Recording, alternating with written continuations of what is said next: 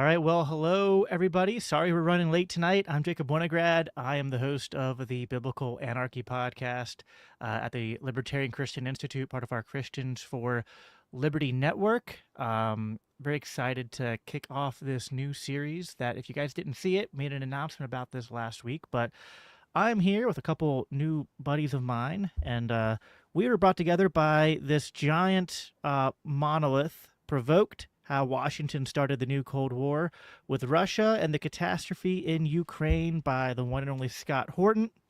And this book, as you can see, and actually, I don't think I have, I think it's upstairs, unfortunately. I don't have Scott's old book to compare it with. Oh, no, I do. It's right here. And I'm knocking stuff over. But yeah, we'll do the meme, right? Here's enough already, and then Whoa. yeah. So little thicker, a little bit, not as much of a light read. So, but yeah, we got a lot. So this book is, as you can see, monstrous, and because of that, we were all talking on X. Just to give a brief, for those who didn't see the announcement, we collectively all came to the idea, and Scott liked the idea too, that like we should do a book club on this, get together and talk. And so every Monday for the next, 8 weeks, maybe 9 weeks, might do like a finale at the end.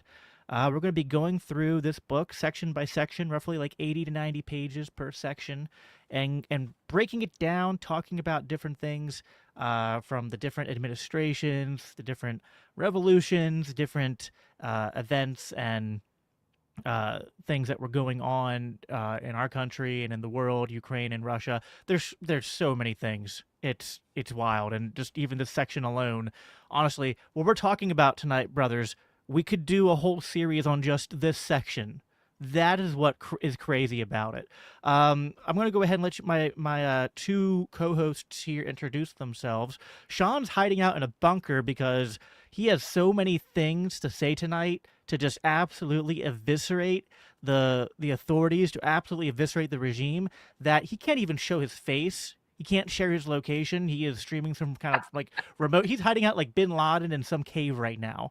So that or the feds are making his camera not work. It's one or the other. You take your pick on what you think's going on there. But Shaun, you want to go ahead and introduce yourself, even though we can't see your lovely face.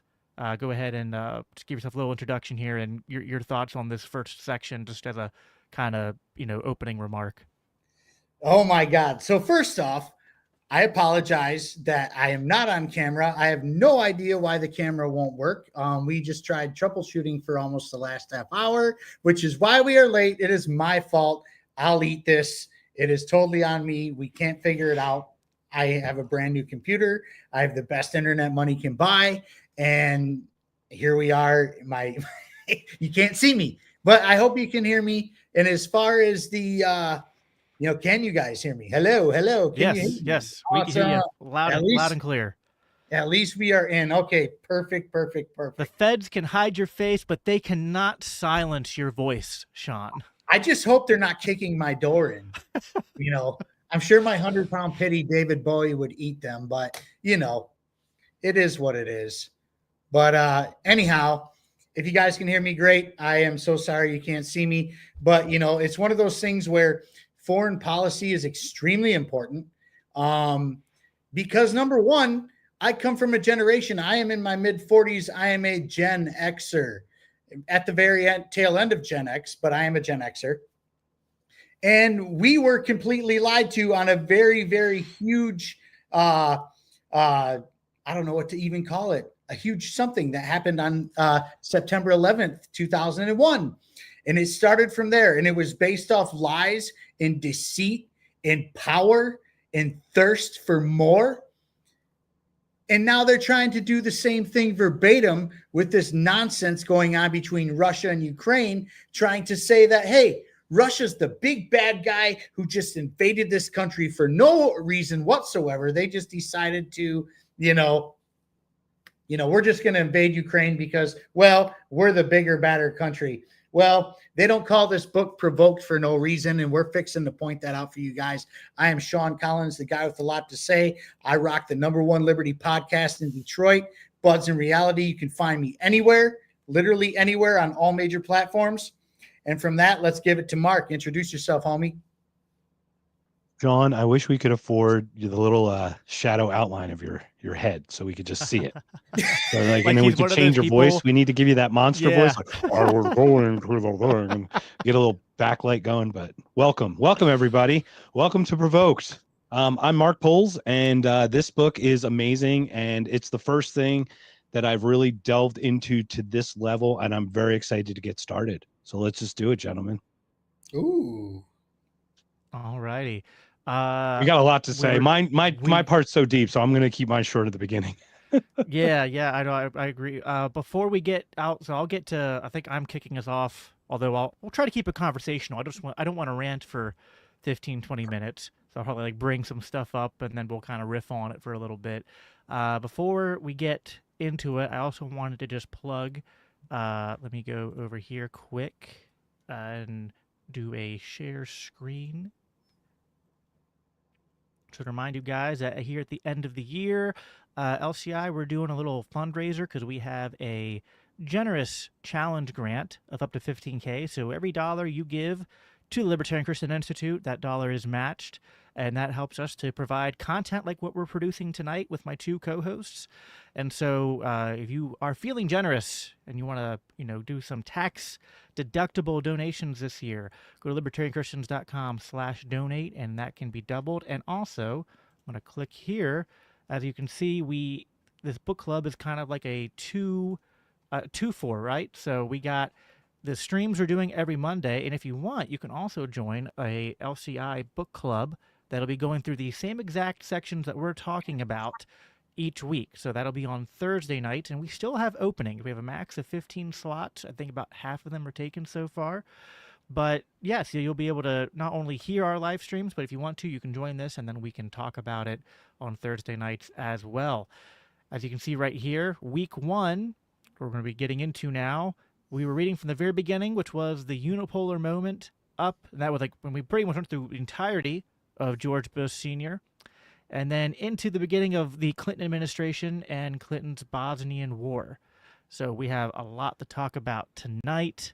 Like I said at the beginning, we could make this almost an entire series of just this section, because there's a lot of history here. I mean, even just the history of the Bosnian War and Yugoslavia and all that, there's so much that we could go into there.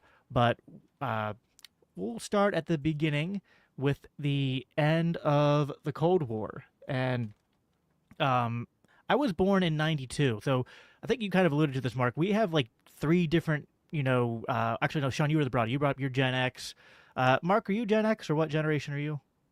Yeah, so I did bring that up. I'm Okay. 50, Shaun's his mid 40s, and you were born in 92. So we've got, I'm mid, entrenched Gen X. I would have enlisted in 97 for the military, which would have been right before obviously 2001. So it would have been before Iraq and all that, but after Kuwait, of course. So that would have been me. And then you're the youngest, obviously, and then Shaun's kind of just a few years behind me. Yeah, so for me, this is all like, it's interesting because like I grew up in the decade after the Cold War had basically ended, and just believed that we lived in this magical moment of peace, and that America prevailed, and America was, we're the one free nation in the world and all that. So going back and reading some of the history of the end of the Cold War was interesting. I guess we can kick it off. The end of the Cold War was sort of brought off by the last leader of the Soviet Union, which was Gorbachev. And he sought to transform the Soviet system, and he had these groundbreaking reforms, which I'm gonna butcher the Russian pronunciation here, but it's Glasnost and Perestroika, and that was openness and restructuring. And he was trying to modernize the USSR. He was trying to reduce Cold War tensions, and he was interested, as we'll get into, in getting along with the West and integrating more with the rest of the European continent, with the western side of Europe. And so there was this shift. There was more dialogue. There was economic restructuring, allowing for more market, again, limited market-oriented reforms to try to increase productivity and innovation. They were allowing foreign investment for the first time, through joint ventures between the Soviet enterprises and international companies. And yeah, so they were, still having some resistance from hardliners in the Communist Party, and they they didn't go out quietly exactly either.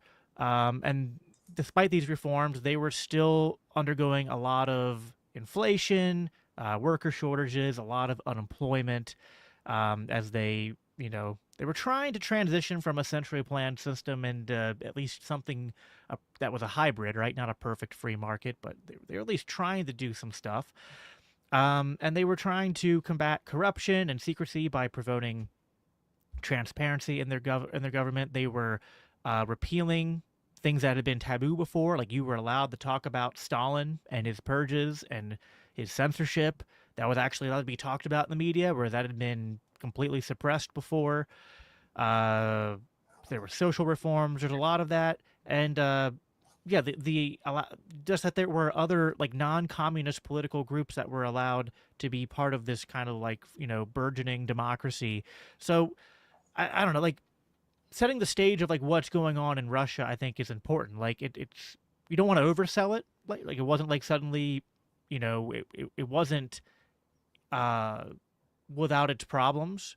But Gorbachev, I think, from my reading, and we'll get into some more examples of this, but I kind of feel like he was genuine in trying to seek reform and bring Russia into like open relationship. Like I think he saw what was going on in the West and was like, you know what? Like I would rather Russia be part of that than keep doing what we're doing. That's kind of the sense I get reading about what he was doing there and kind of like setting the stage here. What you guys have any things you want to comment on top of that? Go ahead, Sean. Yeah. The fact that, Mikhail Gorbachev was actually a reformist. He wasn't a communist. He wasn't a socialist. He wasn't anything that was typically bad. He really wanted to bring a new Russia, a new USSR at the time. And I don't know if he was necessarily for peace or against it, but the fact that he was willing to play with the West a little bit, and especially with Western Europe, that was a big deal for that time. And the fact that, George H.W. Bush was kind of, on board with it, in the beginning, especially like he thought this was a good deal or whatever. Unfortunately, the neocons that surrounded him, kind of put an axe on that. And I'm sure you'll dig into that when you go forward. But I mean, that's kind of just what I have to say in the beginning of all that. Yeah. Yeah. Yeah. No, So if I may, so Sean, you might remember, but there was, and you wouldn't remember, you weren't alive, Jacob, but there was a video of Gorbachev going through a supermarket. I think it was in Texas. There's a video of him and looking through the supermarket, and the supermarket is overflowing with food. Like the produce is, over the baskets and everything. And he like was moved. He was like brought to tears that America had such prosperity. And let's be honest, they had Afghanistan before we did. So they had the 1980s, and we credit us with bankrupting them. But look at how much that's costing us in the Middle East. And they might have had a pretty good hand in helping with that and that as well.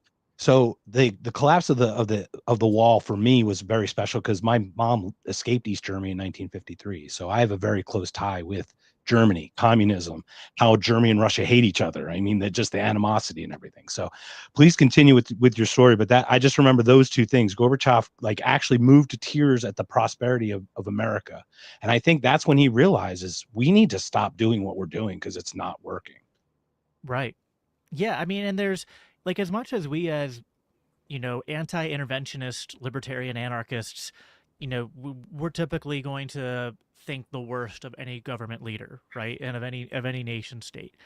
And we typically don't want America to have a role on the global stage. But, like there was a hypothetical opportunity here for the United States government leaders to actually capitalize on what Gorbachev was trying to do. And the world could look very different today, right? Like we'd still have nation states, we'd still have taxation, we'd still have the problems that come with like Western modern democracies, right? But you could have at least like I don't know, you wouldn't have the U.S. empire perhaps, and you might have at least a significant amount, higher amount of human flourishing around the world than we currently have. So, I mean, you can it's hard to play out the counterfactuals, right? But one can just imagine a different path that our government could have gone down. I mean, I looked into again. This is stuff that's a little bit new to me. I haven't studied much about the Cold War stuff. I didn't realize he was even in favor of dissolving the Warsaw Pact, which is like a huge concession to come to the table with, right? And so that was Poland, Hungary, Czechoslovakia, Romania, Bulgaria, and Albania. It was a peace so treaty. yeah, it was and so It was a counterweight to the NATO alliance, really, in its own way, because it was that West, whatever it stood for. I remember, but it was one of those counterbalances that came out of the Cold War. Really, the merge out of that.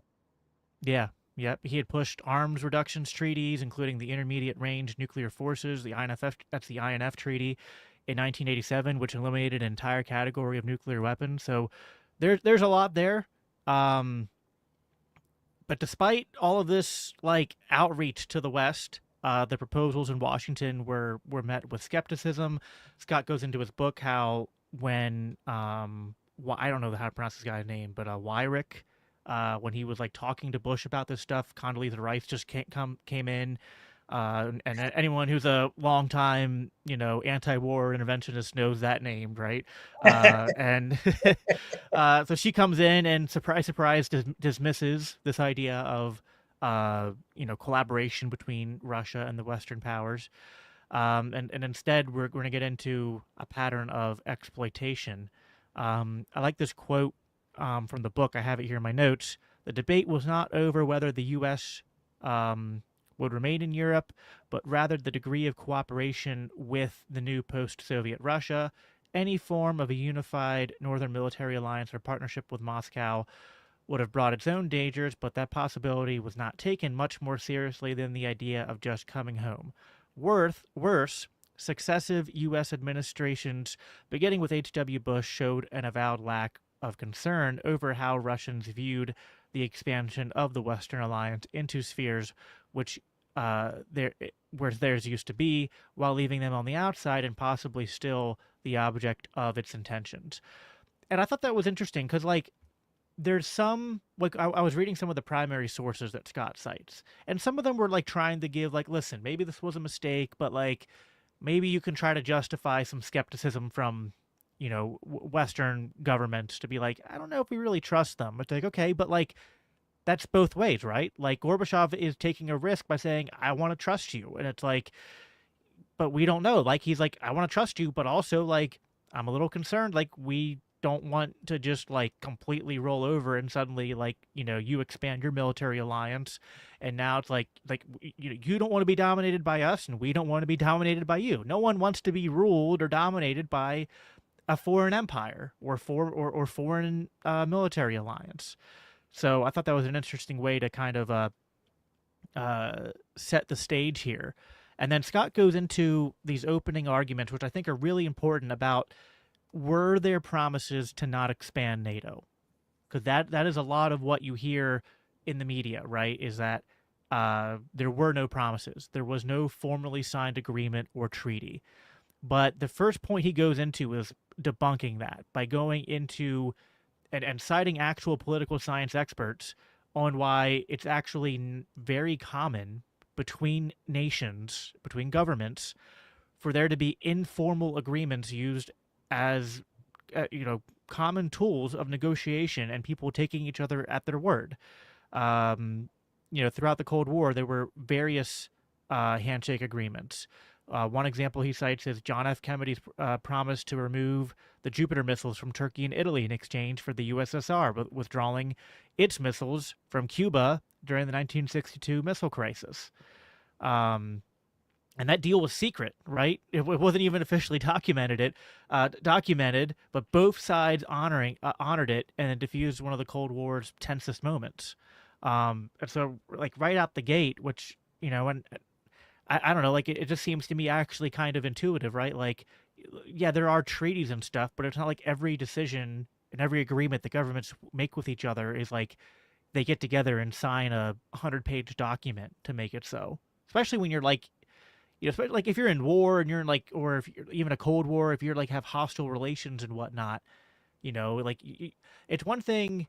There's a term like normalized relations. It's like when you don't have normalized relations with a nation, how are you supposed to have normalized procedures with them, right? It just doesn't make any sense. If you guys want to riff on anything I've said.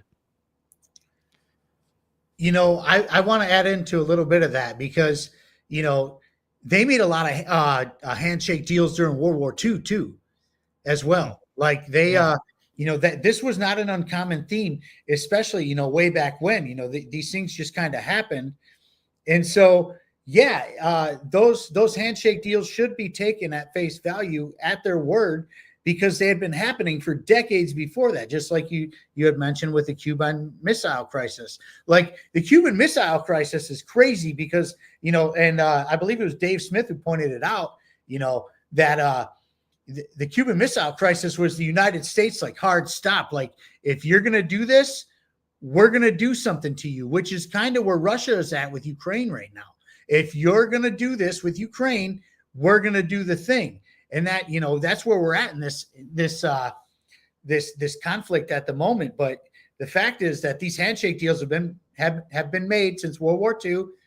There's nothing new under the sun. And now all of a sudden, like the neocons and naysayers want to just kind of throw it under the bus and say, well, hey, it was never put on paper, or it was, this was a deal that was made between the West and not NATO, or vice versa.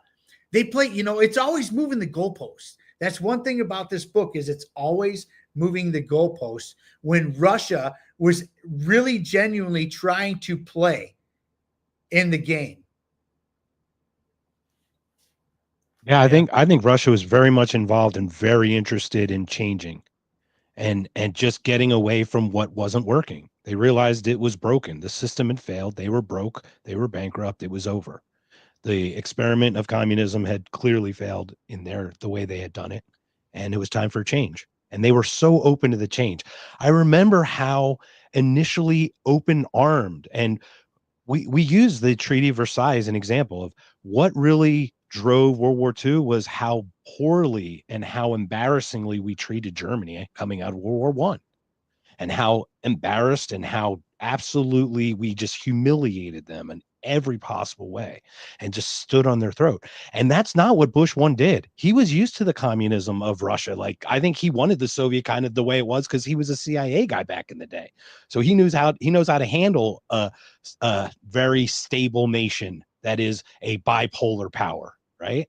And this was something very new that no one knew. And this is what we do. We go, oh, guys, we'll figure it out later. Maybe we should get in writing beforehand. I mean, I don't disagree with the handshake deals, but like we always go, okay, let's put the, the Israel state here. We'll figure out the other stuff after. Well, it's been 60 years and we haven't figured it all out. Well, it's just, there's a pattern though, where we expect them to uphold, and anyone we deal with, we expect the people we deal with to stick to their word, but we don't ever have to stick to, and by our, I mean our government, obviously. It's hard to get out of the nasty habit of equivocating us with our government, even though that is not the case. But yeah, there's tons. You brought up World War II examples, Shaun. Yeah, I mean, there was one in the book, I think, about the Berlin Wall, how that was a World War II agreement, and that stood till the end of the Cold War. So, I mean, plenty of examples of that we could go through. But then, it's not even just like there was a one-off, oh yeah, we won't expand NATO, and that was it. There was multiple instances of Western and U.S. governing officials, people who were part of the government, like the ruling governments at the time, who made assurances that these assurances are what made the deal to reunify Germany possible. And Scott explains this to the point of like, beating you over the head with it, just how many examples there are. And I tried to like number them out as many as I could. The first was James Baker, who was Secretary of State. He made assurances to Gorbachev and I can't pronounce this guy's name. Shevnardas, I think is his name, or something like that. Yeah, the names are going to be fun SHEVARD. for this Yeah. book, but it's going to be great. I don't even try. I don't try to do it. I'm not trying because I'm going to sabotage them. I tried so many times like do the YouTube clips to like listen to their name just to like try to memorize it, but I was like, I'm not going to remember by the time we're saying. Yeah, it's like yes, Shevnardnadze. There's too many D's in that. There are too many consonants in that to pronounce. I'm sorry. But this was February 1990, and he had a meeting with Gorbachev, and he assured that NATO's jurisdiction would not move, quote, 1 inch eastward, and he emphasized ironclad guarantees to alleviate Soviet concerns about German reunification within NATO. Then Baker later repeated this assurance to the foreign minister, that's Edward Shev. We'll call him Shev, right? Okay. To Edward Shev, stating that NATO forces would not expand into Eastern Europe. Then Helmut Kohl, this was the West German chancellor, told Gorbachev, this was February 10th, so just a day later, that NATO could not expand its territory into the current territory of East Germany, and that NATO's activity would remain limited. And then Hans-Dietrich Genscher, and this is the West German foreign minister, said NATO will not extend itself to the east. And this applied to Eastern Europe in general, giving the impression that NATO's expansion into Poland, Hungary, and other Warsaw Pact countries was off the table. Manfred Warner, that is Secretary General Manfred Warner of NATO, emphasized that NATO had no intention of deploying forces beyond Germany's borders. He said NATO would focus on building a new European security structure that included the Soviet Union and the Warsaw Pact nations, assuring Moscow had nothing to fear from a military alliance. And then British Prime Minister John Major told Soviet Defense Minister Marshal Dmitry Yazov that when he was like concerned about there being plans to strengthen NATO in Europe, said that nothing of the sort will happen. In 1991, so this is a little bit later in the process, Gorbachev raised concerns because he was hearing discussions about strengthening NATO again. And then Prime Minister John assured him, John Major of Britain, said that assured it was actually a bunch of them there. There was the defense minister, Yazov was there, Gorbachev was there, but he said nothing of the sort will happen. This is just like part of the process of like installing new sort of like common European security architecture, and we're making NATO more of a political thing, not a military thing, and we're not going to do anything with prejudice to Soviet interests and dignity. That's an exact quote from him, April 1991. So that's at least 7 right there from the book, and I probably, because some of them were like the same people making the same promises to different other people. There's instances where like I didn't have time to do, but like there's like Baker made a lot of handwritten notes on the Secretary of State documentation he handed in, which we don't have access to see. We'd have to actually go into like the physical location to see those handwritten notes. But I forget the name of the woman who wrote the book, like Not 1 Inch. She documents in her book a lot of these instances. And so the whole point here was that Gorbachev was like, because, all right, we want Germany to reunify, but I'm kind of worried what's going to happen after that, because is NATO just going to expand its military right up to our border? And they kind of did this like bargaining thing. They were like, well, what would you rather have? Would you rather have Germany be part of NATO, or would you rather have Germany be independent and they could be nuclear? And they're like, well, we'd rather be Germany to be part of NATO then. But then we don't want NATO to expand into the eastern part of Germany. Which, by the way, I don't think Germany's nuclear. Just FYI, they only have nuclear because of NATO. I looked up the countries that are nuclear. I don't think Germany's on the list. Yeah. And I think they use that as a threat to get them to like back off. Just to clarify. Well, and so they did this bait and switch, which I'll get to in a minute. But like basically Gorbachev was like, fine, if you don't put NATO on the eastern side of Germany, we will allow Germany to reunify. And that was just a spoken word from Gorbachev. But the West, ironically, was like, oh, well, Gorbachev said that he's down with, because he said, quote, it's the German people's right to decide on reunification. So his word was binding. Like, oh, he already agreed. He said that German reunification can just be a thing now. So they went on with that. But Gorbachev only said that in the context of all the verbal reassurances he got from the other side. So it's like, so again, it's like when you actually read what happened, it's like, what is it? Do the verbal assurances matter or do they not matter? Seems like they kind of matter. It all depended on who you asked, though.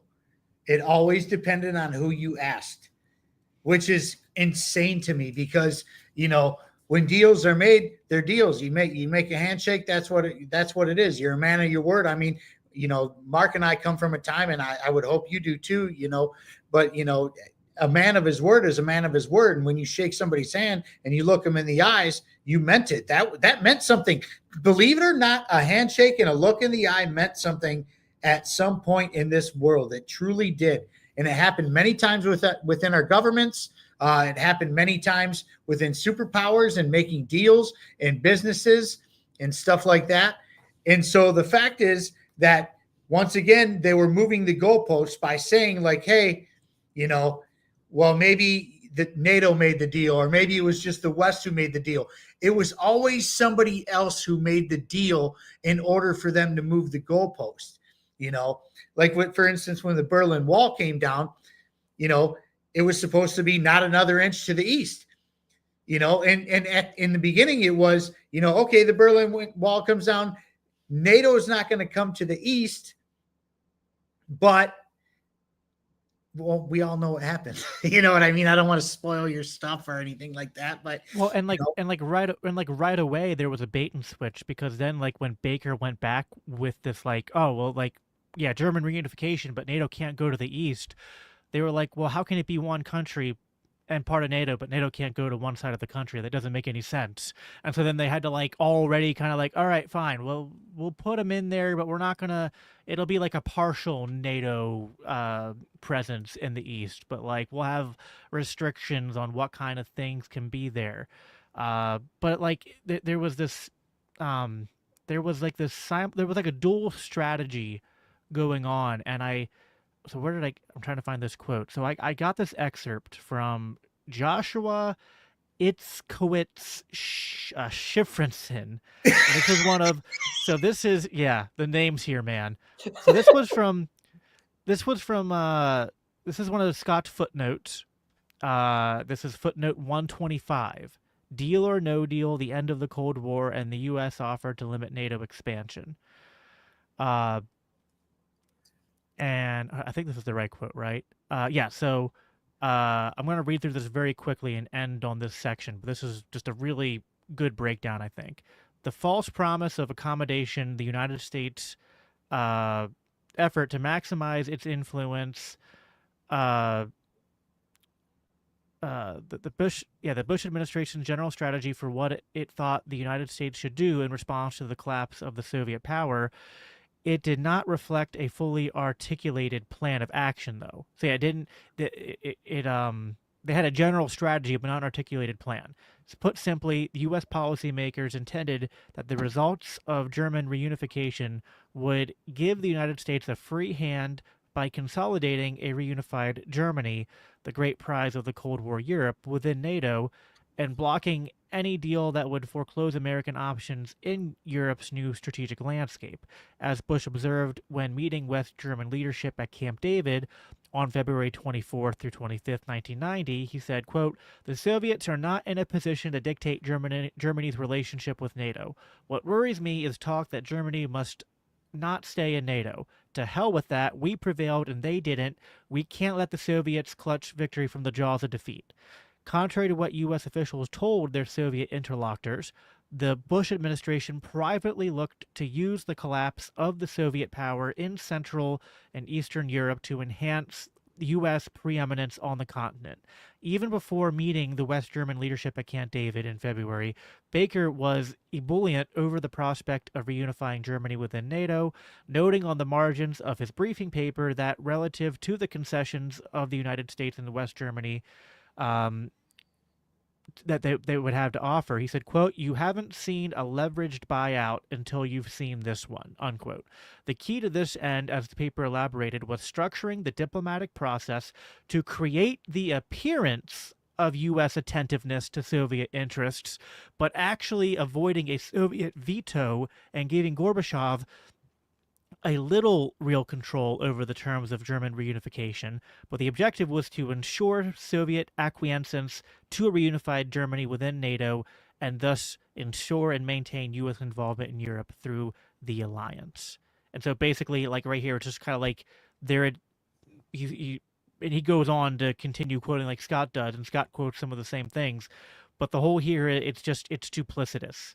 It's that we're going to tell them one thing to get them to cooperate, but our goals are actually like, we don't actually care about their concerns. They lost, we won.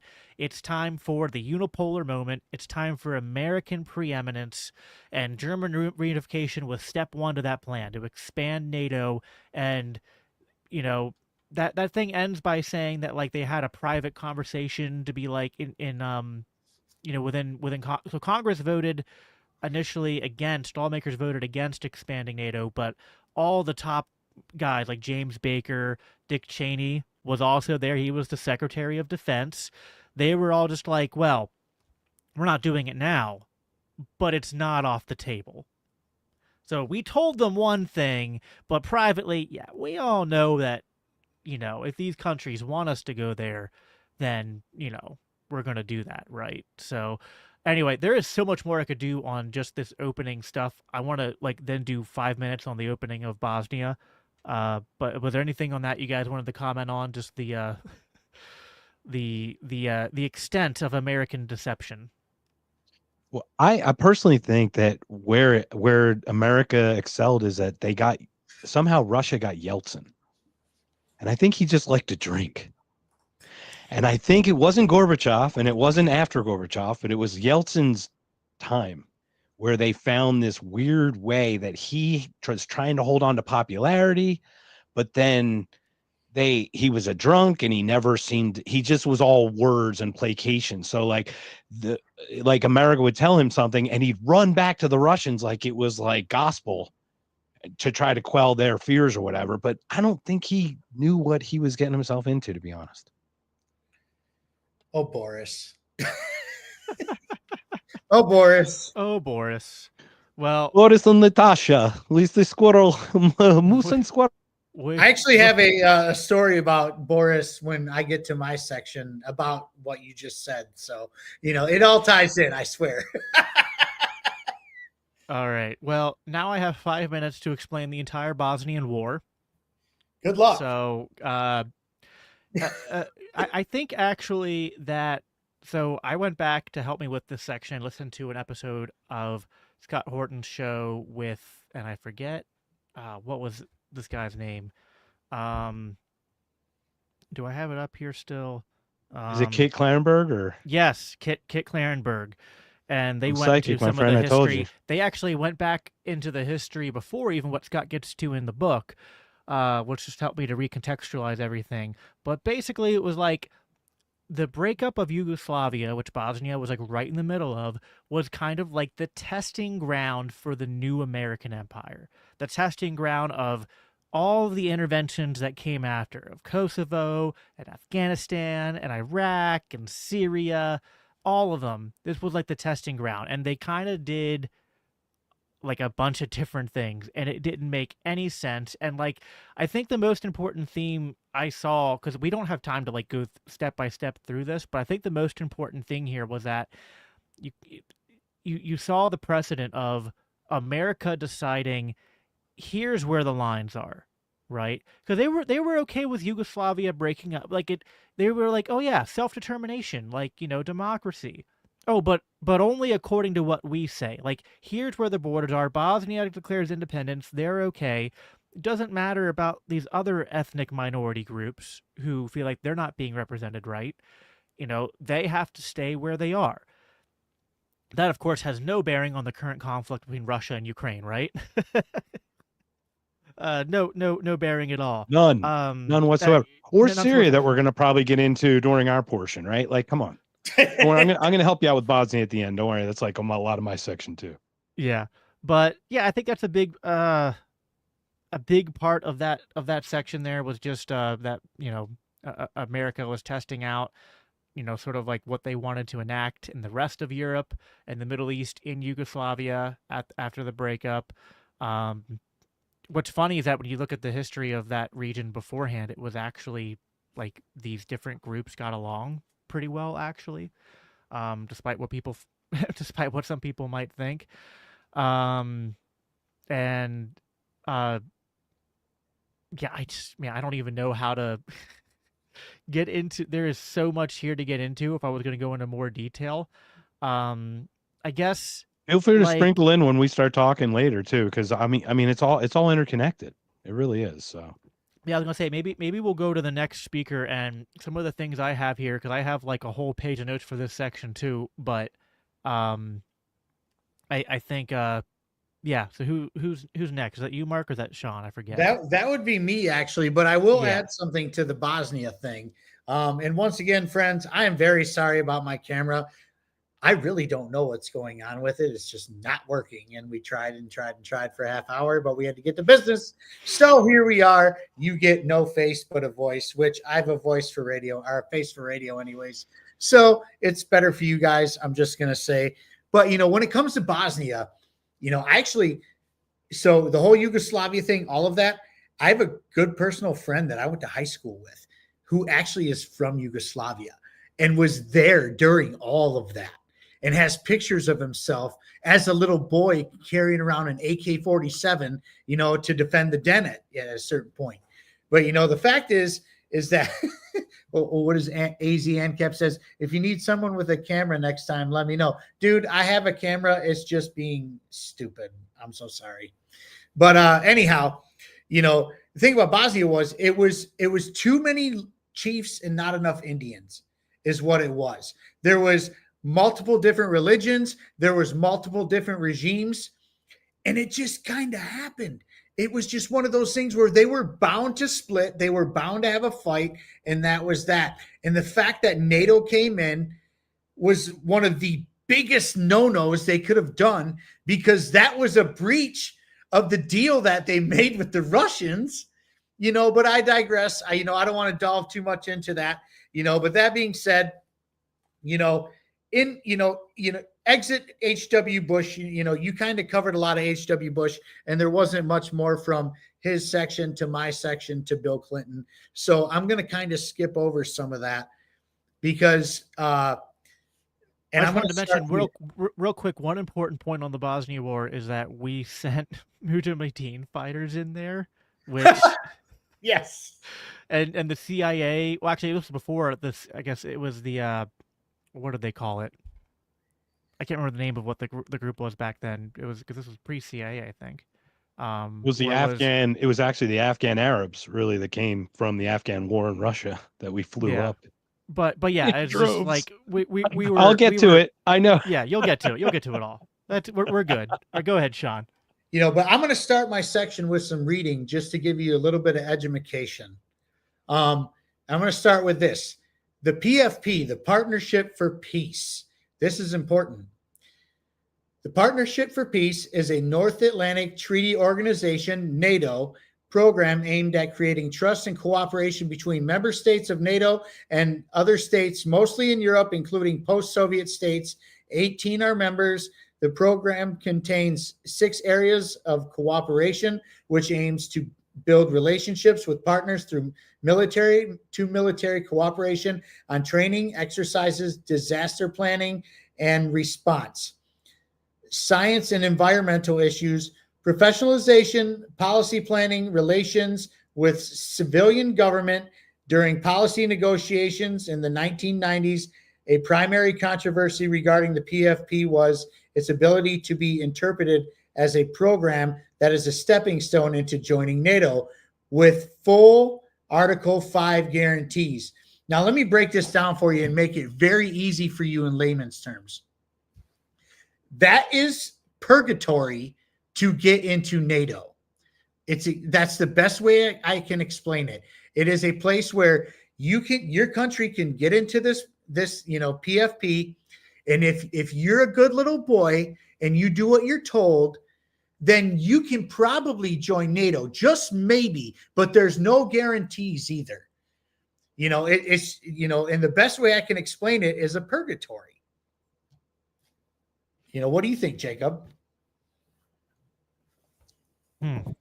That's a good analogy, actually.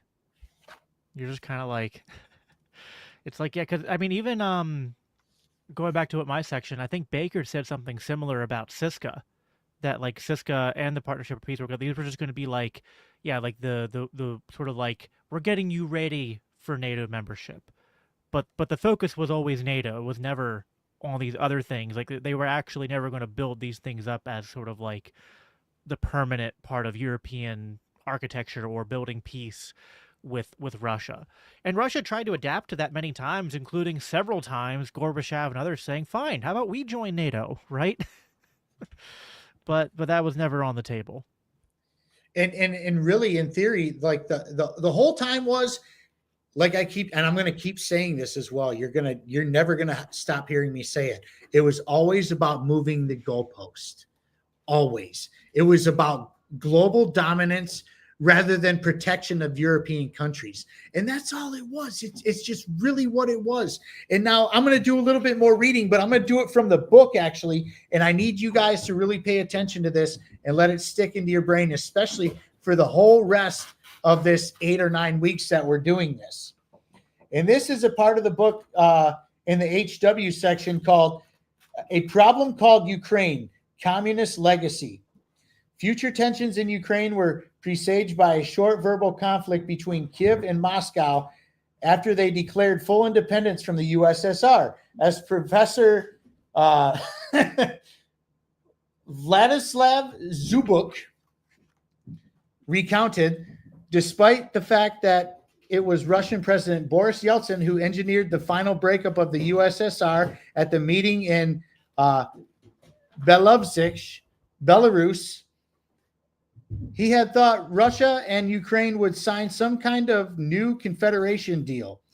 Spurned by Ukrainian President Leonid Kravchuk, we'll call him, Yeltsin and his spokesman announced that if Ukraine wanted true independence, then Russian Federation would have to assert its own territorial claims to the country's far eastern Donbas region and Crimean Peninsula.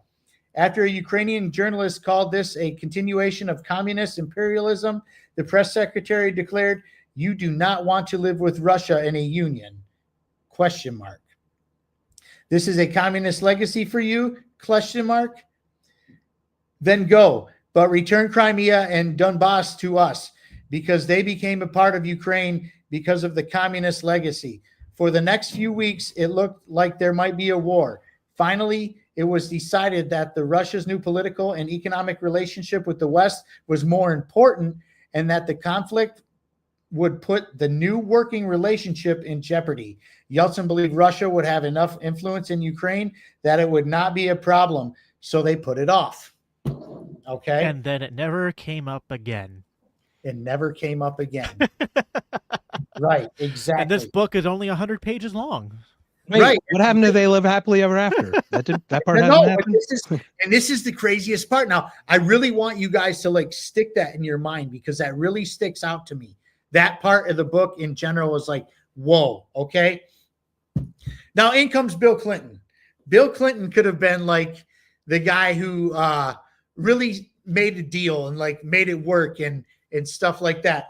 But instead, he kind of dismissed all of it and played the game and dangled the carrot in front of Russia, saying, "Hey, you can be a part of this, but first you have to be a part of this," which was the PFP that I spoke of. Craziness. But I digress. What I love about it is a PFP. This is what's beauty of the PFP. It keeps you at arm's length. Yeah, you're kind of NATO, but you don't get a vote. You don't get a veto. That really is what they didn't want Russia to have. Is Or because Russia military would have probably protection. vetoed 90% of those things, right? It's like when you ask the girl out at school, be like, "Hey, you go on a date?" She'd be like, "Yeah, like I'll go out with you, but I'm busy this Friday, and I'll call you back, right?" Like, it doesn't give you your number, and you're sitting there just like, "Oh yeah, she's totally into me." It's like falling in love with a stripper. You know what I'm saying? What do you know? Surprise, surprise. Now to go back to I like Mark, how America's the stripper in this analogy. America is the stripper. I'll tell you what. Don't get me going. But to go back to what Mark was saying earlier about Boris Yeltsin being kind of a drunk, Yeltsin went to Poland and got wasted with Lech Walesa, who happened to be the president at the time of Poland.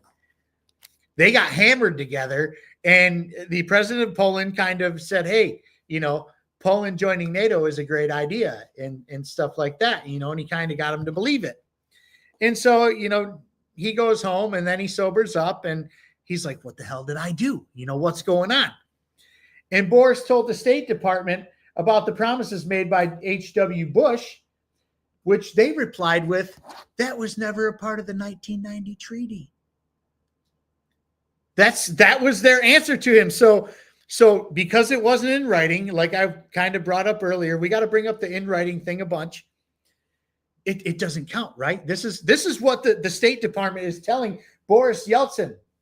Now, let me get Despite the fact that Gorbachev would have never signed it if it weren't for I think I counted at least 7 promises at the beginning that were never. So then we go into the fooling Yeltsin point, and I'm going to read to you guys again, and I don't have my glasses, so please forgive me if I screw this up. But fooling Yeltsin, at the end of September 1993, after receiving advance praise from the administration, Yeltsin attempted to dissolve the Congress of People's Deputies and Parliament. When they refused and instead impeached and replaced him, his forces violently attacked the Russian White House, their parliament building, killing 144 people. He then abolished the body and forced through a new constitution which centralized more power in his presidency. Clinton made it clear his administration endorsed Yeltsin's attack, telling him, "History is on your side." In a speech at the Russian Academy for the National Economy, Secretary Christopher declared that Russia is being reborn as a democracy and called the democratically elected parliament the last gasp of the old order in Russia. Christopher explained that the United States does not easily support the suspension of parliaments, but these are extraordinary times. The steps taken by President Yeltsin were in response to exceptional circumstances. Just insert Palpatine with that quote, "I love democracy."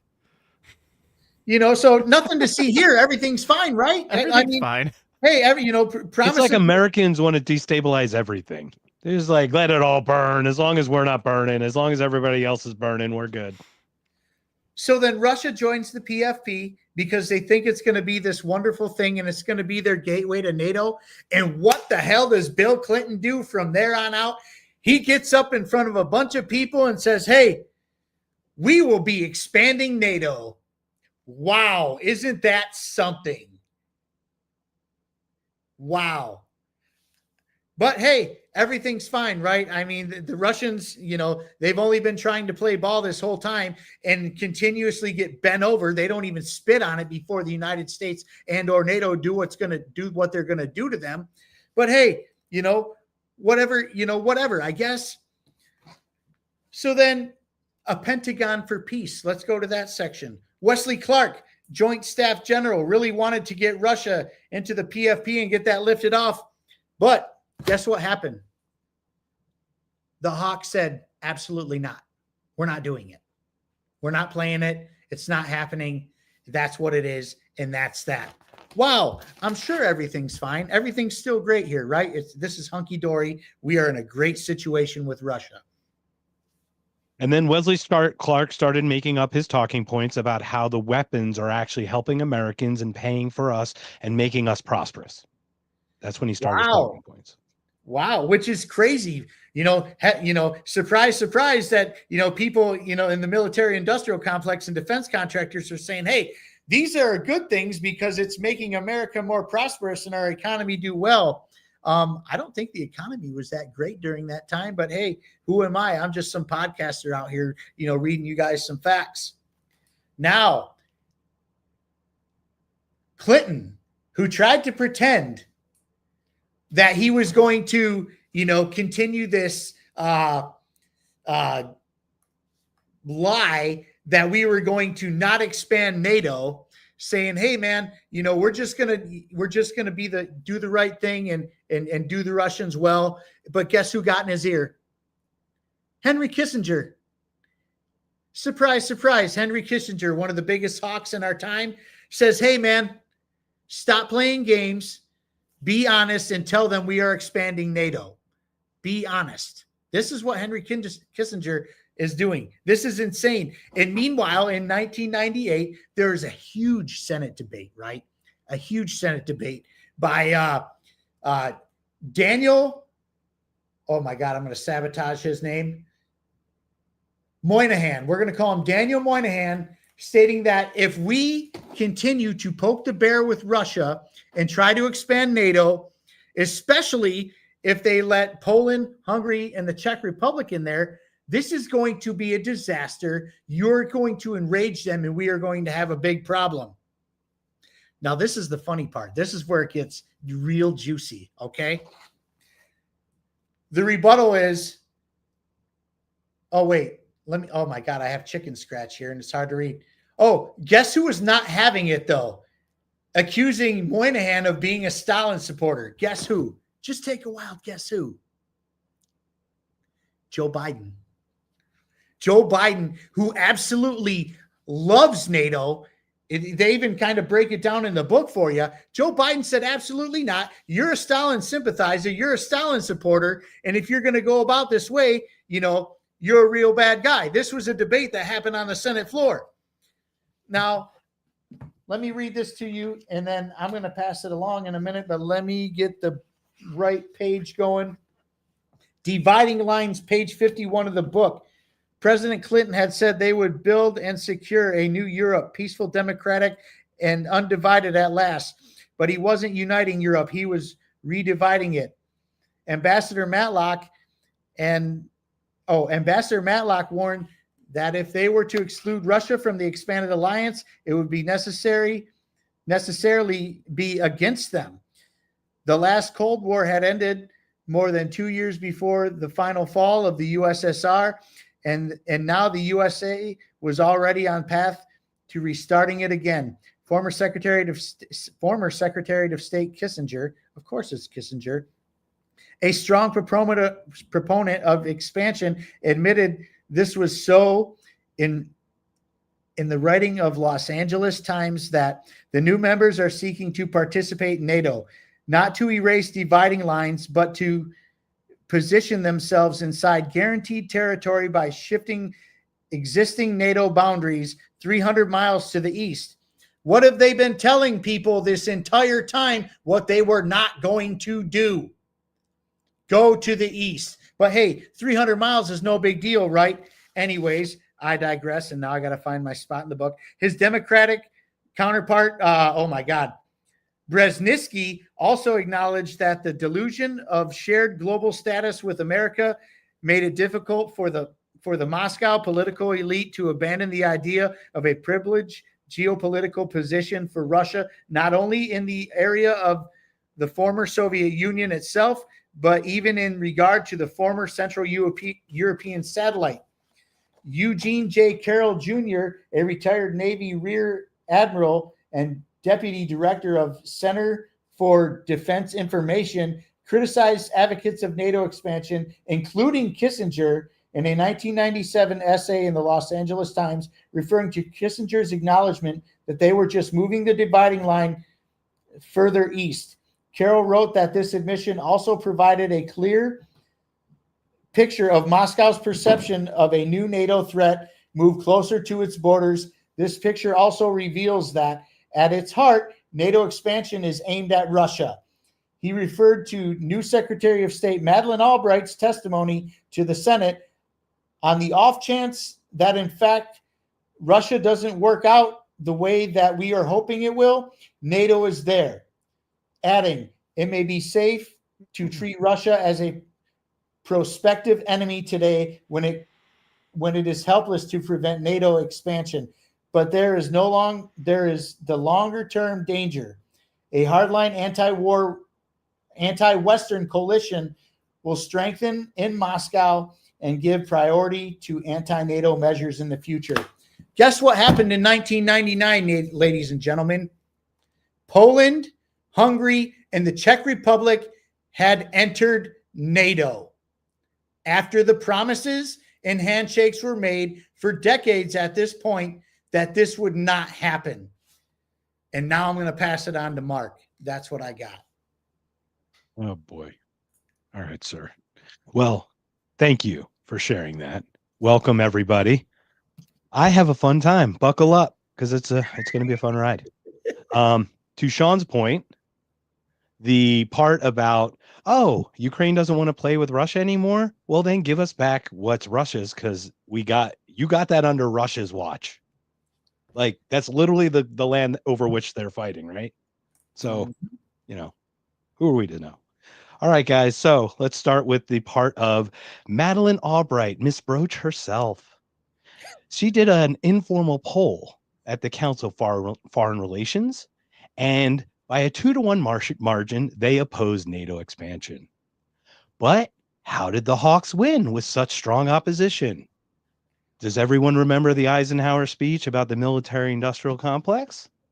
Well, he warned us about it, and there's this guy who shows up, Bruce Jackson. And it's the funniest quote from that Scott pulled up. But at night, Bruce Jackson is the president of the Committee to Expand NATO. By day, he's the director of strategic planning for Lockheed Martin. What? Hello? NATO sells weapons, and this guy's the head of the expansion of NATO and the guy who sells the weapons. I see no conflict of interest. Anyone? Everything's fine. Anyone want to jump in on that? I don't know how we didn't see any of this coming. I mean, Russia never once gave us any kind of warning. And I mean, as Madeleine, I'm trying to find the page here because I had it bookmarked, where, Madeleine Albright said that, like, we're America. We stand tall. We see further into the future. Right? Like, we yes. Yeah, well, we're the benign hegemony, right? Right. I mean, we haven't gotten to the benign hegemony yet, but we have to use force, right? We have to. The price is worth it, as she later said. Right, but it's good force, as they all are. Any thoughts, Shaun? Or go ahead, Jacob.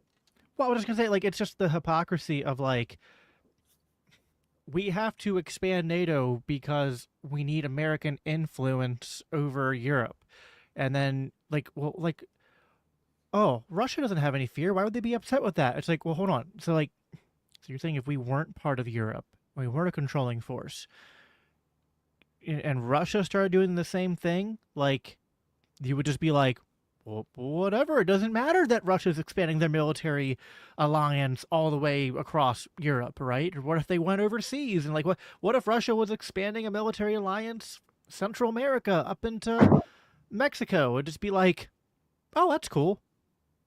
We don't care. Totally. Right? Any thoughts, Shaun? I mean, it's always the United States government that's double dipping. It's always somebody who's in power who is double dipping. So the fact that Lockheed Martin had this locked down in the first place is not a surprise. There's nothing new under the sun. Okay. And so, after Russia played ball and said, hey, we're going to do this. We're going to do this. All they really wanted, Russia wanted to join the NATO alliance. All they wanted to do was skip the line because they have 6,000 nukes. Okay. That's literally all it was. The fact that they got treated like they were the communist regime of the past, when they had at this point, they had two reformist presidents running the show that were willing to, like, get involved and be a part of this alliance, for them to get shot down like that, man, I would be mad too. I would be furious. I would be furious because I shot my shot and you guys played me like a fiddle. Yeah. Yeah. So, all right. So continuing that, what's interesting about this guy, the guy who happens to run Lockheed Martin, who sells the most weapons, he runs this expansion for NATO, and he also heads the Committee for the Liberation of Iraq that pushed for Iraq War II in 2003. What a coincidence. So 94, Clinton's considering Poland for NATO induction prior to his re-election campaign. I'm sorry, it's 96 is what it is, I believe. He was worried about Eastern European votes from Pennsylvania, Michigan, Illinois. He ended up winning that election, but he started talking about that NATO expansion that Shaun mentioned happened in 1999.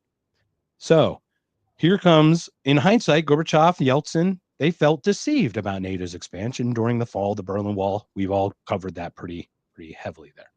Former Prime Minister Yevgeny Primakov stated in 1996 that any attempt to bring Ukraine into the NATO alliance would cross a Russian red line. Now, everyone, unprovoked, right? We talk about Provoked, and I'd love to get you guys' thoughts on it, but provoke. How many times has the corporate media, the mass media stated it is an unprovoked attack by Russia? Here's in the book, any expansion during or any attempt to bring Ukraine is a Russian red line. This is back in 96. Who was that again? Primakov, Yevgeny Primakov. I didn't know that he was a Russian agent. Sounds like there was a lot of Russian. puppet. Sounds like there was a lot of Russian agents in our government and presidential cabinets and stuff in the 90s. It's a real problem. I mean, that's what this guy here at the beginning of the stream was implying, that we when I was talking about the LCI match, he said at the most the Kremlin can double. It's like, oh please. It's like, yeah, it's always Russian talking points, right? It's always Right. It's like, doesn't matter that this is like, all the different American politicians, all the different American agents who were clearly America, like these weren't like anti-war interventionists, right? Like they were pro what was going on, but they were just kind of like, well, hold on, that's not a good idea. Like, you're coming on too quick, right? Yeah. Shaun, any thoughts? I mean, hey, everything's fine. Act natural. I mean, they're NATO and the United States have done nothing wrong. They did everything on their part that, they promised Russia, and that, they did their part, and they're, everything's going to be fine. Right. Hey, at least I'm trying to set Mark up here. At least, even though we were expanding NATO, we were doing everything we could to not only support Russian democracy, but also to really help their economy out. Right, Mark? Oh, yeah. Well, that gets even better. So next part, this is where it gets good, but this is where Clinton's Bosnian war comes in. So Right. Early into the presidency, we've got the Vance-Owen deal. Now, I'm not going to get too in depth about it, but basically, Owen said the Bush Sr. won re-election. This would have been settled in 1993 without troops even being involved. That's what Owen said. But they didn't. The Serbs had 2/3 of Bosnia at the time, and Bosnian president, this is the only guy, there's only two names I'm going to try, and this is one of them. It's Izetbegovic was initially interested in a deal, but someone got in his ear and said, no, we don't want that. So that deal gets killed, and then Owen Stoltenberg gets replaced. That gets replaced by this other deal. But they didn't sign it because they thought if he signed it, if Izetbegovic signed it, who was on the back end of the deal, he wanted the deal, but if he signed it, he was afraid the Serbs would sign it, and then he wouldn't get U.S. support like he was being encouraged. So he was holding out for a better deal, but it's not like he was holding out for a better deal. The United States was whispering in his ear going, you need to hold out for a better deal because we got your back. So he met with VP Al Gore in U.S., was assured that he'd have the support of the new administration. So the next peace plan, the contract group, the Bosnian Muslims, that's the side that we backed, and this is where it gets fun. They're the ones who actually broke the ceasefire. So NATO escalated by backing the Bosnian Muslims by attacking the Serbians with airstrikes across Bosnia. Anyone want to chime in a little bit on that? Meanwhile, NATO had no business being over there in the first place because that broke the agreement. I mean, hey, we keep going back to this.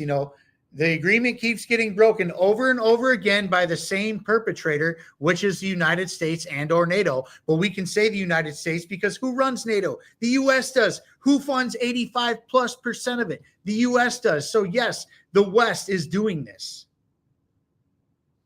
Yeah. Jacob, any thoughts? It's just so funny how, like, I know history repeats itself, but, like, usually when you think about that, you're like, oh, every 100 years, not like every decade, right? Yeah, you would think it'd be a longer cycle. Right, yeah. Which I mean, I think the sad part about this in the commentary is like this is not history that's so far off from us, but I think like one of the disadvantages of like what's going on right in the time period we're talking about is that like the internet and social media aren't really a thing, so like people are only maybe finding out about this stuff like, I mean, I don't know, maybe generously, maybe you're able to, as an anti-interventionist person skeptical of the government, maybe kind of like get a handle on things like weeks, months, maybe even a year later. Like you're not getting the kind of reporting you need to kind of comment on this stuff in real time and push back on government propaganda on real time. And then once this stuff becomes cemented in people's heads of just like the official narrative of all of this, it's really hard to go back and shake them out of it. Yeah, for sure. So this is where we get into the invitation by Clinton to bring all the jihadists up from Afghanistan, right? So basically, there was a point in here where Clinton says we owed them one, and he made his actions to show that Muslim world that we care. So what do we do? As early as 1992, Osama bin Laden's men from Afghanistan Soviet War in the 80s traveled to Bosnia to fight. An estimated 5,000 of them joined the Bosnian military to fight the second wave of their jihad. There's a journalist named Brendan O'Neill said the Western intervention in Bosnia had then globalized the bin Ladenite terrorist movement. Now, so this is between 92 and 96. So when was 9/11? Oh yeah, that was like 5 years after. So we, America, took bin Laden's men and elevated them to the world and actually spread them out by flying them up to Bosnia and supporting them against the Serbs for some reason. That's how the Mujahideen came to be. So this is the birthplace of Al-Qaeda. So America, welcome. You guys made Al-Qaeda. Congratulations. So let's just do a little bit of this now because we might as well get into it now. What's going on in Syria, guys? Did something happen like this week? You guys recall? Yeah, the CIA and the Mossad overthrew the Syrian government, and now Assad's hanging out with Putin in Russia right now, allegedly. Yeah, it's really weird. It's like the guy we have a $10 million bounty on is the guy that just took over for Syria. And didn't we help with some like air support and help bomb some places for them? Are you saying that we funded both sides of wars? Are you trying to say that right now? I would never say that we single-handedly create all the terrorism that we fight. I would never say that. It's the broken window fallacy, but on a global scale and with millions of lives being used as the currency, unfortunately. Like we need the government to keep us safe. Why? Because of all of these terrorists and all these violent regimes that we're funding. Wait, I mean that keep popping up out of nowhere for no reason whatsoever. Allegedly. Yeah, how'd they get all these weapons? Oh, never mind the U.S. insignias on those. Just pretend those don't exist. Or the signatures by our Congress people. Oh, forget the signatures. Don't tell me. I live in Pennsylvania. Don't even bring that up to me, okay? Oh boy. Yeah, you must have seen that firsthand. So what happens is public relations gets the left and the right on board with this stuff. Bosnian Muslim government, they hired Reuter Finn Public Affairs to spin the war for them. So they're hiring public affairs companies to spin the war. Everybody remember Wag the Dog? Remember that movie? Oh I yeah. watched that recently.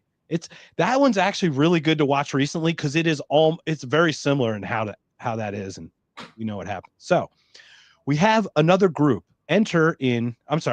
So the Bosnian Muslims, what they did, they hired this Reuter Finn group, and Reuter Finn, they over exaggerated the death count and the prison conditions. They called them death camps, but through propagandists and stuff like that. And what did that do? That was to drum up more support on their side by the Americans. Enter this guy named Tudjman, and he was the leader of the Bosnian Croats. And guys, you have to read it because the Bosnian Croats, there's Croatians, there's Serbs, there's Bosnian Muslims, there's Bosnians. It is the words just all kind of get all mixed up. So I'll try to keep it as much as I can. But basically, Tudjman was the Croats, and he fought alongside the Bosnian Muslims to start. But then that was in early 1993. But then he turned on them in a brutal siege on the town of Mostar, and he did some other atrocities. So basically, he turned on the Muslims. So this Croat guy, Tudjman, turns on Izetbegovic, his men, and then Clinton promises to support Tudjman, the same guy who just turned on him, if he got the Croats and Muslims back together. So he re-switched sides and join them. And these are the people that we find that are stable people that we want to work with. Any thoughts on that? Stable? What? I mean, the United States is always mixing it up one way or another in their foreign policy. Whether they're, it's always about how they're going to make the most money, or which central banksters are going to get the most money, and how they're going to get the biggest return in the long run, or which defense contractor or which person in the military industrial complex is going to get their money after lobbying our people for however many years. That's what it boils down to. Well, can I just say, like, the difference between the American government and the Russian government is that the American government is admittedly better at selling a good story about their corruption and their tyranny and their imperial ambitions. Because Putin's not an angel. It's just that Putin is much closer to John McCain than he is to Adolf Hitler, is just the sad truth of it all. And I mean, it may be even a little bit worse. Like that's even, you could make a fair argument that he's John McCain but worse. But the point is, he's closer to John McCain than he is to Adolf Hitler. And the corruption, it's like, and we didn't get here yet, but like everything that Clinton did, and I guess Bush Sr. playing a role in this too, but everything that they did to Yeltsin basically ensured Putin's rise in the first place, is what I think is really interesting about this. Because they basically, like, all the interference that they did politically, which we've talked about, I don't think we got to shock therapy yet, in terms of the economic stuff that went on, but they destabilized the Yeltsin administration so much that, like, he was so unpopular, and Putin became so popular that it was just kind of like, I mean, you can kind of feel for Yeltsin in this story a little bit when you read it, can't you? Kind of like, that dude got screwed hard. Yeah, I mean, I will say Yeltsin seemed to not know what he was getting himself into. I feel like he wasn't politically savvy enough, and I think the United States really used that to their advantage. You're correct. So. I think that was a perfect analogy, because he really just wanted to do well. He just wanted to bring his country into some sort of peace and semblance and prosperity. He wanted to bring some money. Like you said, when he came here to the States, it brought tears to his eyes to see the grocery stores. He wanted that. Like, he wanted that in his country. And instead, he did the best he could to try to play ball, and he just got shit on time and time again by the United States and or NATO, both. It's so wild. And people wonder why Russia's mad now. We've barely gotten into this book, and I bet you a lot of people who are listening right now, their blood is boiling. Well, because the media has told them the whole time that the big bad Russia just came in and attacked Ukraine for no apparent reason other than they wanted Kyiv. I mean, you guys talked about how already under Clinton, NATO expanded to Hungary and to Poland and to Czechoslovakia, like 3 countries that were explicitly named by multiple Western leaders, including the West German Chancellor Kohl, and then also Genscher from Germany, and then Warner from NATO, like all these leaders saying that, like naming those countries by name, saying like no, we're not going to go after them, and then all the other ones saying we're not going to go 1 inch. Like, it's one thing to like have an agreement, right, and then like 10 years into it be like, okay, maybe like facts on the ground have changed, and maybe we're going to adapt the agreement a little bit while we're talking to you, while we're working with you. But this was kind of like it's an abusive relationship, right? It's like pushing your partner down the steps, and then saying like, "Oh, you made me do it. Oh, and now I'm going to invite this other girl into the house." Yeah, sounds about right. So this is the thing. Basically, what we want to do is, there was an opportunity to stop this thing at the beginning. Does everyone remember Boris Johnson? Same thing in Ukraine. There was an opportunity to stop this thing in the beginning. It probably would have been the best deal you could have had at the beginning, right? Seems much easier than the one that we're going to get after all these people die. So I would just want to point out that our dragging of heels, this is what I hate, is war is not prosperous. It creates death, destruction, costs. It poisons the earth with all like just the explosions and all the gunpowder and minerals and all the metals and stuff. So Srebrenica comes on page 74. The Serbs attack the town, Muslims evacuate, and they're slaughtered as they retreat. So basically, Izetbegovic pulls most of his Muslim troops out ahead, leaving all the civilians behind, knowing that they're going to get slaughtered. So while the UN goes to evacuate the women and children, the remaining men and boys who still had guns on them, because to your point, your friend who grew up in Yugoslavia was carrying an AK-47 when 9 years old. Something like right? that, yeah. They're a combatant. So they just slaughtered these children and they just mowed everybody down. So then the U.S. backed these operations Flash Storm and Mistral, carried out by Tudjman's Croat forces against Bosnian and Croatian Serbs. Then the Bosnian Muslims do false flag operations, and they kill their own people at marketplaces and all these other places.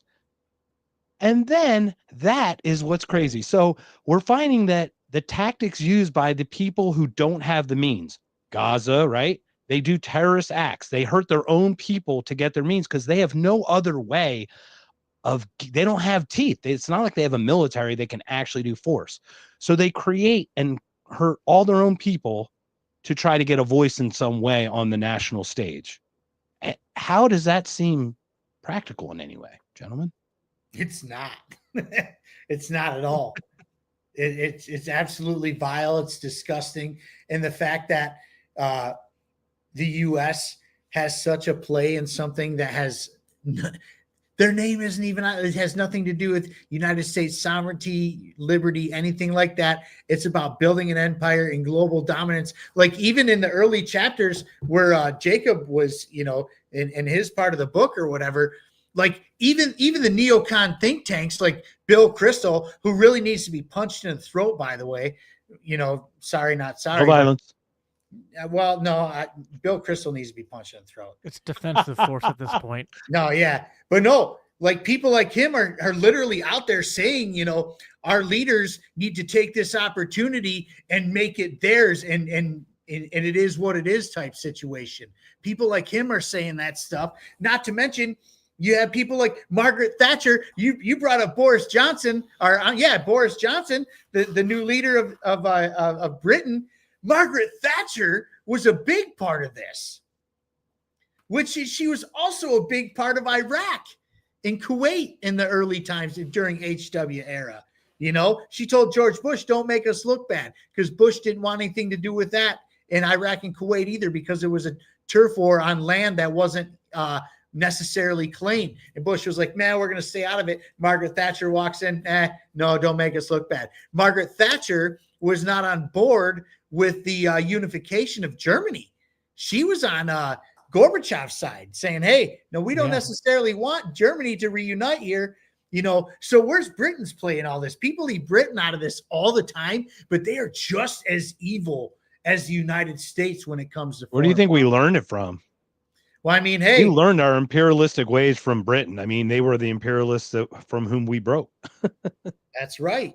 You know, but you come full circle, and here we are today. You know, Boris Johnson's the one who could have ended this and decided he wasn't going to, but we can't spoil that because that's going to come way later in the book, I'm sure. But, you know, we gotta like not leave Britain out of play. And I'm tired of people not getting them into this mix because they have everything to do with it. All of it. They have everything to do with what's going on in Israel and Gaza. They have everything to do with what's happening in this book. And nobody says a word about it. No one. It's wild. It's interesting, but they also are kind of on the decline there a little bit. It's kind of hard to point the finger at the biggest kid on the block, right? I want to, because we're running out of time here, but I want to kind of maybe end on this theme and kind of give you, you, Mark, and you, Shaun, like the last words here, kind of close out the section, because you brought up how there was an opportunity for peace, right? But the I forget the name of the person in the Clinton administration who told, I can't pronounce the dude's name. It was Gore. It was actually Gore that told him. He assured him that he had the new administration's back. Yeah. And we had you know, that's exactly what's going on in Ukraine right now with Russia, is that there was opportunities for peace, and our government, Biden, told him, like, no, don't take the deal. We got your back. And then, and if I may, on that point, very quickly, on that point, really quickly, Jacob, I just want to finish this part because it leads right in it. So all these false flag attacks led to this thing called, what was it called? Operation Deliberate Force. So it was U.S. airstrikes from August 30th to September 14th. It was like 3 weeks against Serbs. So they basically bombed the heck out of them and then invited them to the negotiating table. So this is the funny thing. This guy, Derek Chollet. So what they said, his quote is, the United States had to restore the credibility of NATO's air power. And this is what we're talking about right here. So go ahead, please. Yeah, well, I mean, it's just, we could have, I mean, they're already talking about giving up land right now in Russia, which was what was on the table 3 years ago now. Like, so we instead, just like, you know, here in Bosnia and this war, and I think it was like over 100,000 Serbs killed at the end of this. I don't know how many Ukrainians have died 1 million throughout this war. How many Russians have died? It's just like, like, I'm not saying, like, listen, there is absolutely a right to self-determination, right? But the problem is the American government doesn't actually care about that. They care about American determination. We were talking about this in our group chat earlier today, just kind of reflecting on this privately. And I was just like, you know what? This is why I'm a libertarian. This is why I'm an ANCAP, because the only way to truly have self-determination is to eliminate the state. Because it comes down to the individual. It comes down to individuals in their communities deciding for themselves. And when you don't have that, you have states setting arbitrary lines in the sand and deciding, like, no, like, you belong to this government because we said so. And it leads to violence every time. And I don't know. I mean, I'll repeat the great words of Harry Brown. Like, when will we learn? Apparently not yet. But hence why we're doing this, I think. We're trying to learn from the history so that we can debunk the propaganda and hopefully learn for the future. Because if we understand that this isn't just brand new, I think there's a lot of people waking up to the fact that our government lies to us. But it's like, hey, it's not just, you know, what's going on over the last 5 years or 10 years. It's the last 30, 40, 50, 60, keep going back. They're all liars. They're all warmongers. They're all blood-soaked monsters, and they don't pursue peace. And just to put my Christian spin on this quick, the Bible says that to live at peace as far as it depends on you. It's like, well, that's not something any of these elected officials, many of which you claim to be Christian, have ever done. There's not been a pursuit of peace as far as it depends on them. There's been a pursuit of power as far as it depends on them.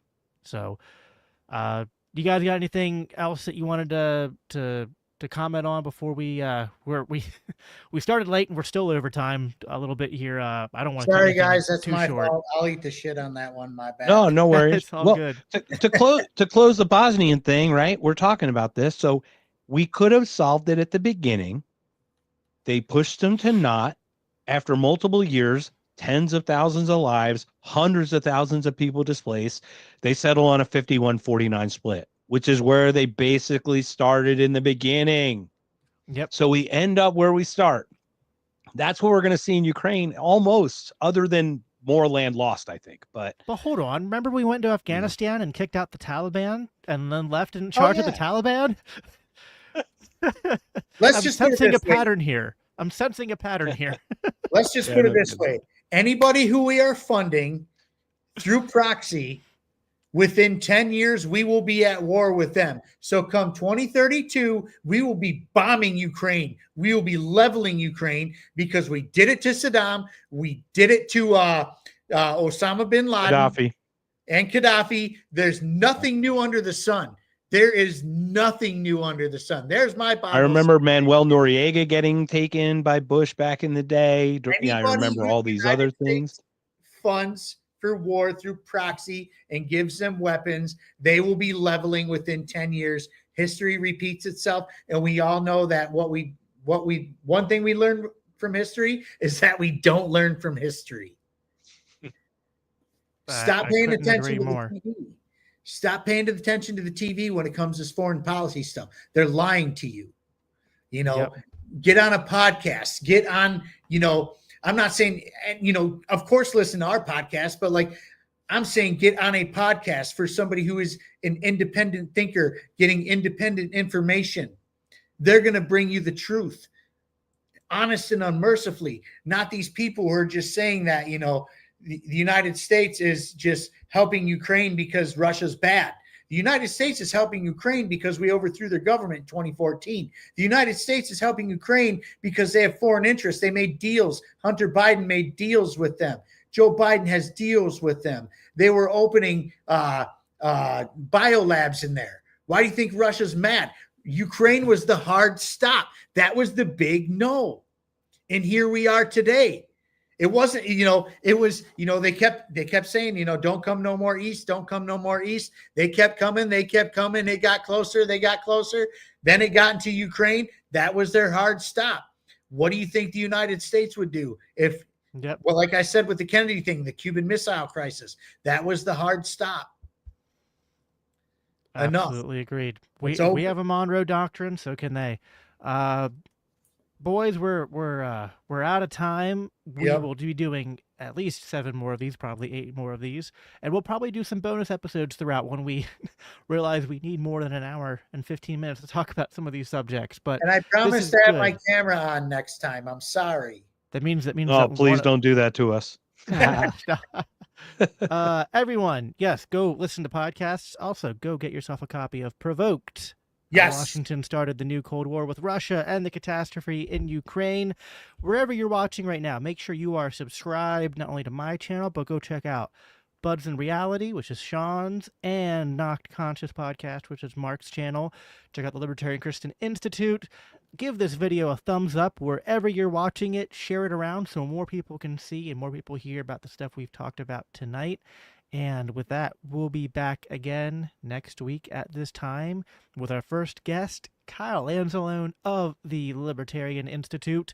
It's going to be a great conversation. We will talk to you guys then. Take care. Take care. Peace.